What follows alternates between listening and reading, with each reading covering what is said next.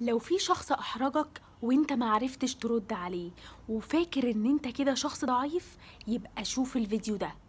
لما اي موقف محرج بيحصل لك وتحس ان انت الشخص الضعيف والشخص اللي احرجك ده هو الشخص القوي، لا خالص، هثبت لك دلوقتي حالا ان الشخص ده شخص ضعيف جدا وان انت اللي قوي.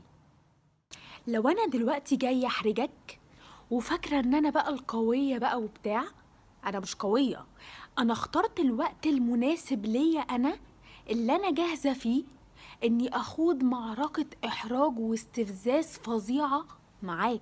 هيأت نفسي نفسيا وجهزت الكلام اللي انا عايزه اقوله لك، والموضوع كله متخطط جوايا، فاكيد هكسبك. لو جينا بقى لناحيتك انت، فما ينفعش يحصل مقارنة، لأن أنت لا جاهز نفسيا ولا كنت عارف أنا هعمل إيه ولا الوقت مناسب بالنسبة لك. فالصدمة بتاعة الموقف كله حصلت لك، هي اللي بتخليك تقف تتبصم وتقف لسانك واقف وما تبقاش عارف ترد ولا مجهز كلام. فبتفتكر كده مع نفسك وبتقعد تفكر ان انت كده شخص ضعيف وان انا اللي قوية. فانا كده مش قوية، بالعكس، ده انا ممكن ابقى متعرضة امبارح ل5 مواقف محرجة وانت ما تعرفش عنهم حاجة، وبرضه هتلاقيني ما كنتش مستعدة وما ردتش على الشخص ده وهو كان مستعد واحرجني. فما ينفعش تحط نفسك في مقارنة مع الشخص ده، لان انت مش نفس مستوى تجهيزه للموقف، انت اقل منه بكتير. لكن انت في الحقيقة لو دخلت جوه دماغ الشخص ده